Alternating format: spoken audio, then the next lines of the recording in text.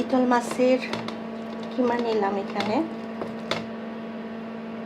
এটা কাটা ছিল, আমি কাটা বেছে তারপরে রেখেছিলাম, কারণ পরেও কিছু কিছু কাটা হয়তো রয়ে গেছে, এটা আমি ফেলে দেব।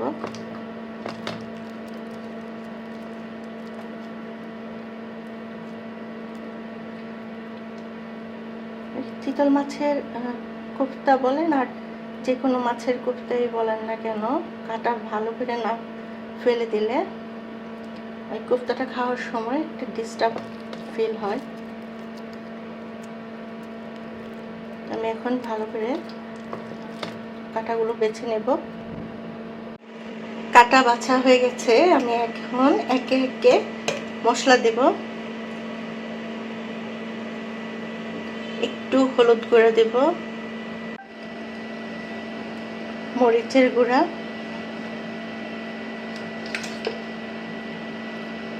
ধনিয়া গুঁড়া, একটু জিরা গুঁড়া, লবণটা আমি আগে দিয়ে নিয়েছি স্বাদ মতো একটু। এখন আমি মশলা দিয়ে মাখাবো।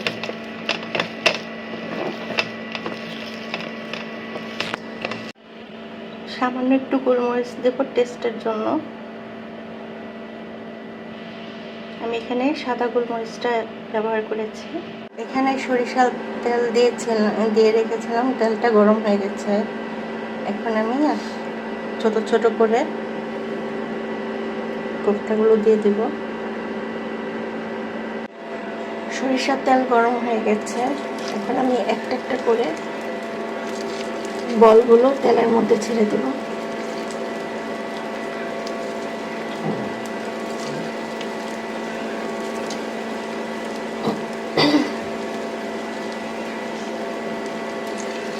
এটা কিন্তু আপনারা পেঁয়াজ কুচি, কাঁচামরিচ কুচি, ধনেপাতা দিয়ে রান্না করে নিতে পারেন,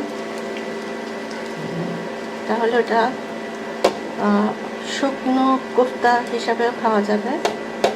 আমি এটাকে গ্রেভি করব, যার কারণে পেঁয়াজ কাঁচামরিচ না মাখিয়ে শুধু মশলা দিয়ে করলাম।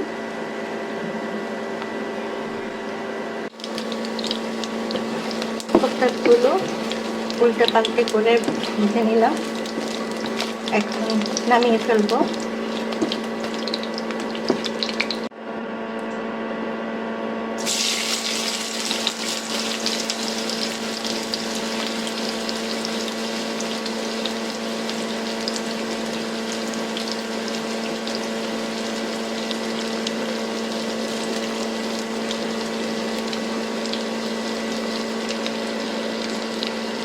পেঁয়াজ কুচি দিয়ে দিলাম, পেঁয়াজটা বেরেস্তার মতো ভেজে নিলাম। এখন আমি একে একে মশলা দিয়ে দেব। প্রথমে দেব হলুদ গুঁড়া, আমি মশলাটা পরিমাণে কম দিচ্ছি। মরিচের গুঁড়া,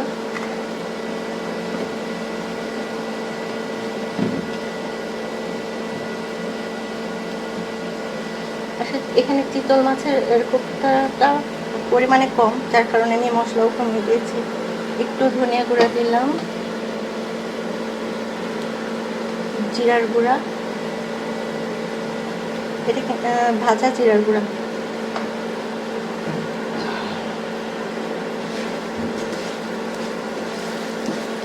এখন সামান্য একটু পানি দেব।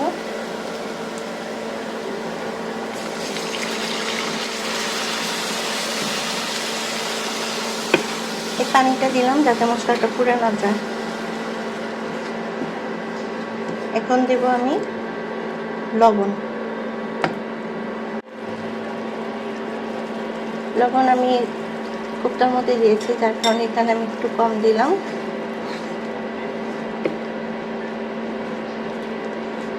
গ্রেভিটা একদম মাখা মাখা হবে, তো তখন লবণটা আবার বেশি দিয়ে দিলে তখন আর খাওয়া যাবে না, তাই সামান্য পরিমাণ দিলাম, যাতে পুরো গ্রেভিটা যখন শুকিয়ে যাবে তারপরে লবণটার ব্যালেন্স ঠিক হবে।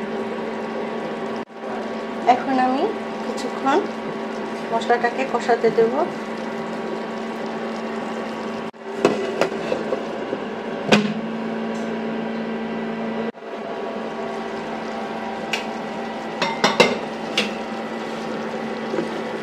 মশলা কষানো হয়ে গেছে, এখন আমি টমেটো দিয়ে দেব।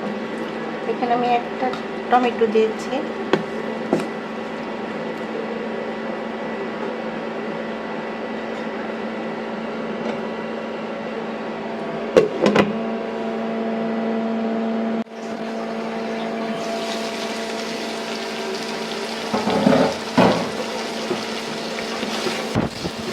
গ্রেভিটা হয়ে গেছে,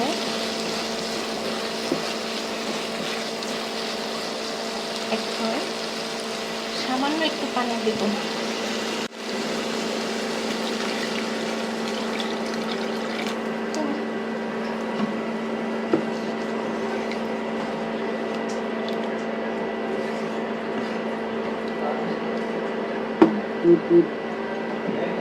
এখন এই কোফতাগুলো ঢেলে দিলাম, সাথে দেব কাঁচামরিচ।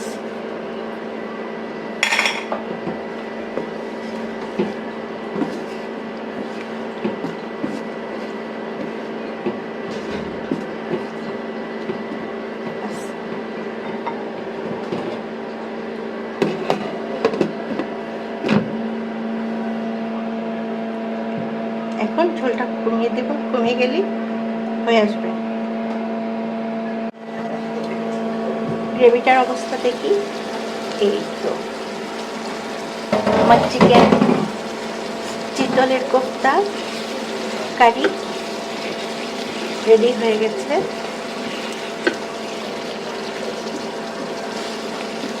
দেখতে এত সুন্দর কালার হয়েছে, আর দারুণ একটা স্মেল আসছে।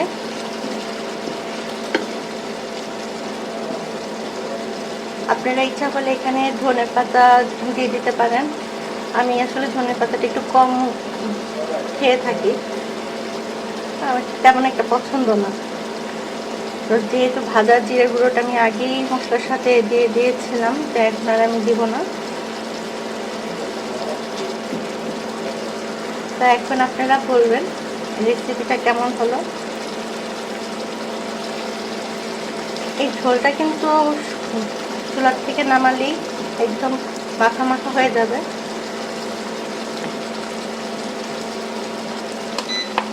আমি চুলাটা বন্ধ করে দিলাম।